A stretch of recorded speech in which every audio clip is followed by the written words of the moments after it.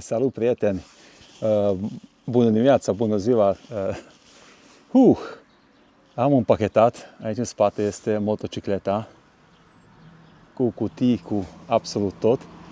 Urmează aventura, cum am denumit eu, Grand Iberia Adventure. Vreau să merg cât mai mult în Spania, în Portugalia și pe unde mai apuc.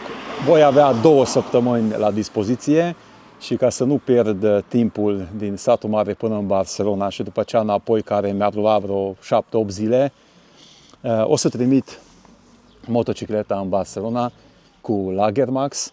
Am pus pe Facebook, mulți a scris că de ce nu te duci pe roți, fiindcă încă este martie, este frig, așa ar fi frumos să mergi pe roți, nu pe autostradă. Cine este motociclist nu întreabă așa ceva, știți că cu motocicleta nu e bine să mergi pe autostradă și să mergi pe drumul europene prin munții Alpi, încă este zăpadă, deci nu este nicicum bine, este încă martie. Dacă făceam acest trip în iunie, atunci cu siguranță așa era.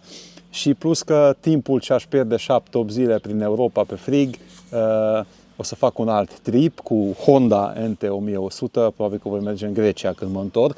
Deci vor veni aventuri mișto, de aceea și încerc să economisesc timp și bani. Și da, ați auzit bine, bani. Și o spuneți, fiindcă în total dus întors transportul mă costă vreo 900 de euro sau 1000, nu mai știu, hai să calculăm 1000.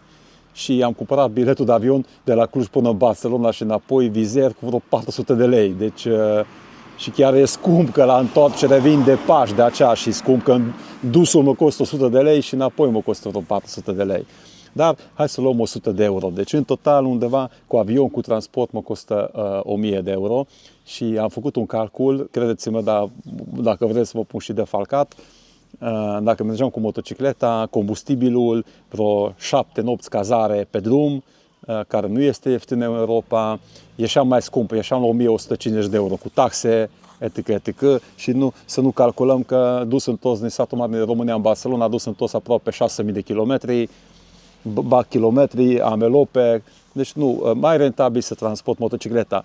Și de ce am ales Lagermax? Știți că e partenerul meu principal, fiindcă, uitați, sunt acasă, aici e motocicleta, imediat vine șoferul, îi predau motocicleta, el încarcă în camionetă și descarcă în Spania, la LVR Moto, nu mai știu, o să vă arăt când ajung în Barcelona.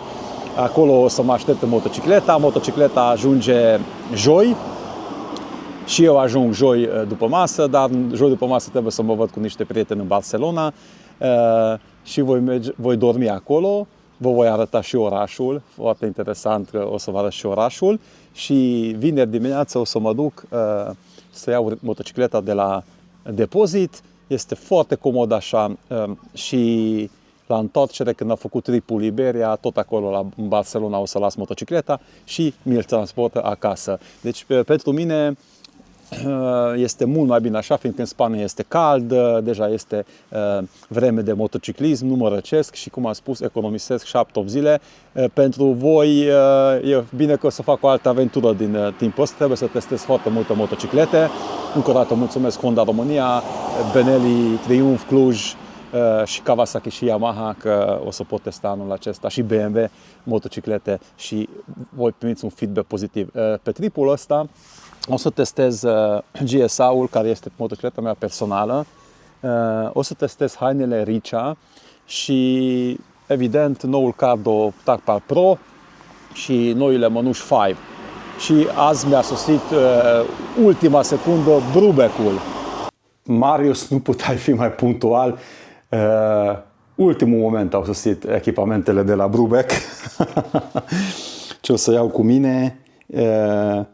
Ranger, Thermo, 3D Pro, dacă o să fie foarte cald în Spania, ăsta dacă o să fie mai rece, o să fie de toate.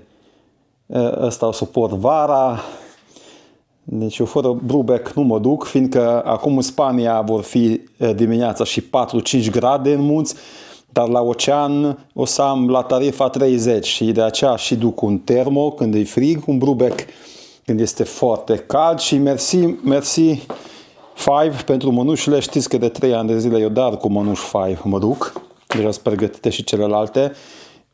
Eu fără 3 perechi de mănuși mă duc în aventură, nu știu de ce, dacă te plouă, se udă sau pierzi. Și am primit și nou catalog de la Five. La ce fain mănuși. Eu să mai vreau mai multe. Eu nu știu, eu am așa, la mănuși, cred că am 20 de perechi de mănuși. Alții strâng, nu știu, colecționează ceasuri, eu mănuși și căști moto. Și o cagulă, că dacă e foarte frig sau chiar și foarte cald, ăsta e pe, vedeți, termoactiv, o să fie bine când e rece. Și pantofii ăștia, iarăși uitați ce fain. Deci împachetez, e mic în bagaj și acolo mergi la mic dejun sau te plimbi în oraș, este foarte fain tot. E merino la Brubec. Mersi încă o dată. Brubec. Pe motomus.ro sau pe alte site-uri în România găsiți toate astea să-l comandați. Știți că eu nu mă duc fără Brubec nicăieri, că e foarte ușor, iau pe mine sub haine, am spălat și în 5 minute este uscat, nu trebuie să car atâta haine. Dar haideți, vorbă multă sărăcie mare, Otil, o să vă filmez și când vine la Lagermax, să vă arăt cum am împachetat. Probabil că vă interesează mai mulți. Aici la mine e șantier, meșterii lucrează, excavatoare, modific un pic ceva, dar nu ăsta interesează. De aceea și vedeți cutiile ăsta. Aici nu mai deschid că foarte greu am închis, fiindcă am o cască de adventure, dar în cutia asta, absolut în top case, n-am altceva, dar casca de adventure, casca mea și mănușile am pus în această cutiuță, altceva nu am. Aici o să deschid, dar totul este în bag, așa îmi place să merg. Aici sunt pantalonii de moto, că cu avionul, vă dați seama, nu mă duc cu pantalon moto. O să fiu îmbrăcat. O să fiu cu cizmele moto, fiindcă cizmele CD de la Motomus vor ajunge dar luni. Și dacă o să mă duc cu avionul cu cizme moto, n-am ce face. Aici am hainele, pantalon, uite mă, ăsta, deci umblă ăștia și adună, nu știu ce adună și merge gălăgia. Aici am pantalon, blugi, tricouri, medicamente, compresor dacă am o pană, niște scule, nu știu de ce duc scule, că motocicleta este în garanție, dar nu știu niciodată, poate mai ajuns pe cineva pe drum sau cine știe, scule trebuie să ai la tine. Și aici am geaca moto, deci nu trebuie să iau pe mine, ăsta în aventură nu o să fie drive-ul, ăsta o să iau geaca absolut pe mine. Și eu mă duc dar cu rucsacul, cu laptopul, cu camerele și când preiau acolo un depozit în Barcelona vineri, o să mă echipez în haine moto, o să iau casca și rock and roll baby, începe aventura. Nu o să mă duc pe autostradă, deci aventura din Spania și Portugalia va fi fără autostradă, încerc să vă arăt mai mult drumurile secundare. Mi-au semnalat mai mulți români cine stau acolo că va să se întâlnească și motocicliști sunt acolo, de ce nu, cu mare drag. Dorele, te salut și de aici, abia aștept să ajung la tine acolo aproape de Gibraltar. Poate tu ești cu scuterul, o să iau pașaportul la mine, poate vizităm Gibraltarul, să vă arăt. Acum iau pașaportul, că pentru Gibraltar trebuie pașaport. Așa că motocicleta e pregătită. Astăzi am pus înapoi anvelopele de stradă. Anvelopele de stradă, că am avut anvelope de off-road, că aici nu o să mă duc pe off-road, ca să nu tocesc. Și absolut totul este pregătit. Motocicleta are 9000 de kilometri și mai am 6000 să fac serviciul la 15000, fiindcă am făcut unul intermediar. Așa că dacă cumva mă ia valul și o să fac mai mult de 6000 în Barcelona, o să fac serviciul, sau în Spania, o să fac serviciul în Spania. Nu e nicio fel de problemă. Da, acum așteptăm Lagermax-ul, deci ăsta trebuia să știți despre aventura Grand Iberia. Știți că am supus votului pe canalul meu, pe pagina mea de Facebook. A fost în joc Tunisia, să mă duc în Tunisia sau să fac Grand Iberia. Mulți, 87% ați votat Grand Iberia, Spania, Portugalia, așa că din cauza asta am ales. Dacă nu, Tunisia este acolo și în toamnă mergem în Tunisia. Ok, așteptăm la Lagermax-ul, încărcăm motocicleta și rock and roll.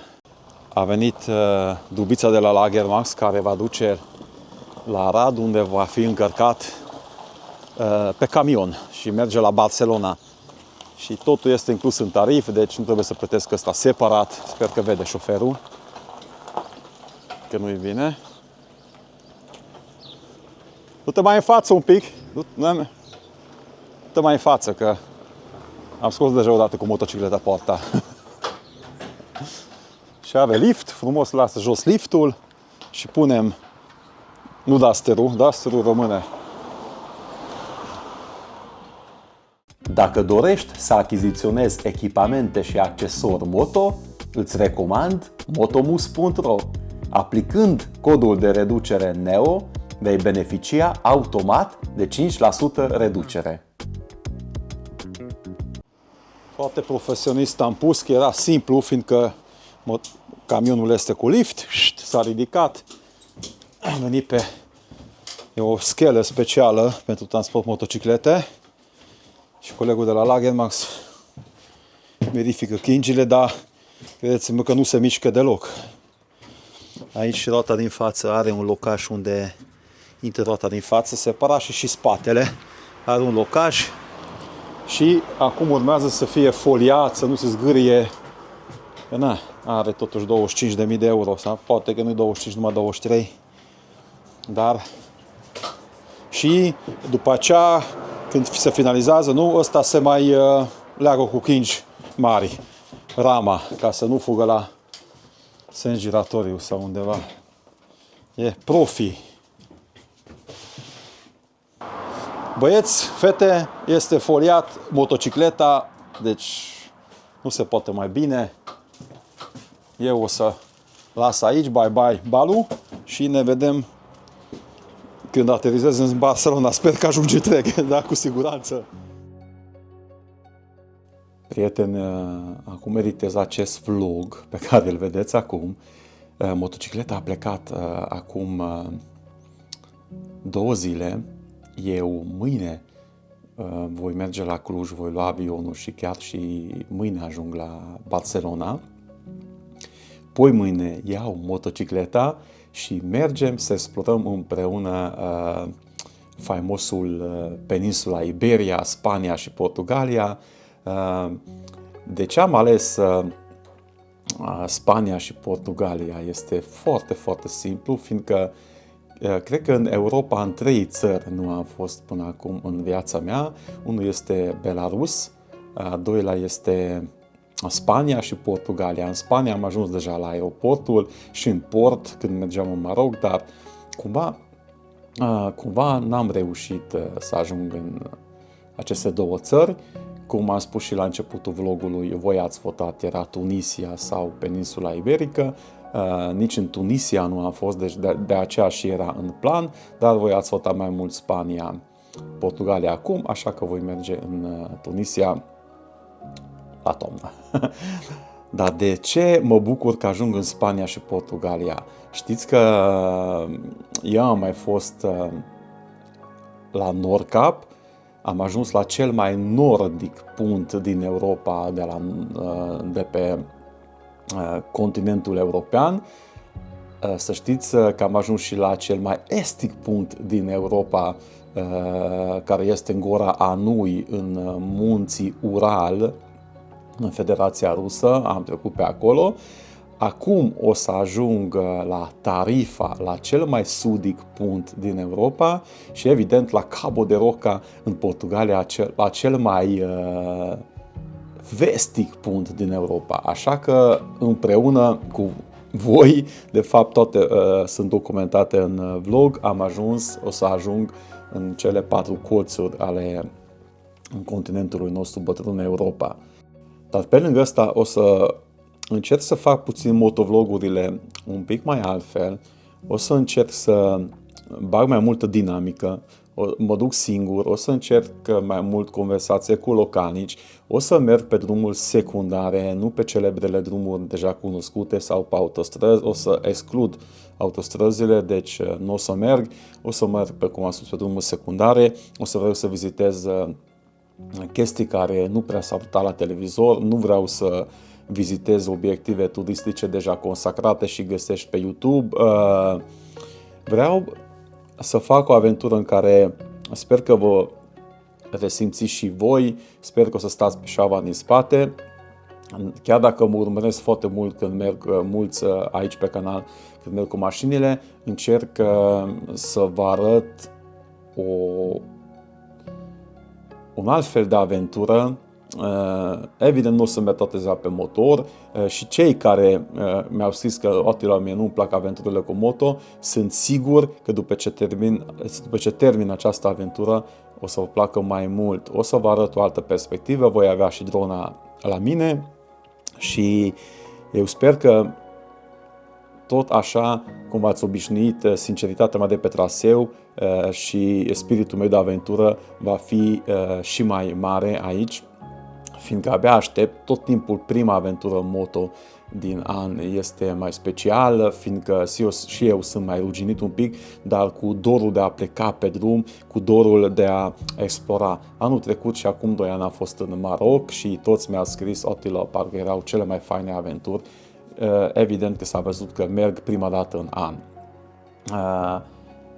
2 săptămâni va dura totul, în 15 am zborul înapoi, ajung acasă de Paști și după care vine o nouă aventură, cum am spus, cu Honda NT 1100, va fi super fain. Prieteni, rămâneți cu mine, eu sper că dacă vă plac aventurile mele și știu, deja ați dat un like la acest video și ați dat share, aventura pornește, pregătiți-vă, cumpărați o ladă de bere, suc, fiindcă în fiecare seară, cum ați obișnuit, direct din aventură, chiar dacă este obositor și noaptea fac vloguri, dar așa v-am obișnuit, direct din aventură vin vlogurile. Eu abia aștept, sper că și voi. Dacă vă place ceea ce fac, dați și un share la acest video și mergeți pe site-ul meu berticiottila.ro, fiindcă achiziționând produse de acolo, merchandise-uri, produse premium, susțineți și aventura mea. Mulțumesc pentru susținere, sunteți fantastici pentru chestia asta și editez nopți, fiindcă știu că abia așteptați aventurile mele. Îmi dă un impuls pozitiv, iar comentariile voastre, care știți că sunt citite tot timpul, chiar dacă n-am timp să le răspund, este o încărcare pozitivă pentru mine. Când citesc că vă place ceea ce fac, să știți că mă ambiționez și mai mult și abia aștept dimineața să vă arăt, să pornesc din nou, să vă arăt altceva. Eu mulțumesc că existați, mulțumesc că aveți răbdare să vă uitați la mine și că vă plac aventurile, sunteți aventurieri, rock and roll baby.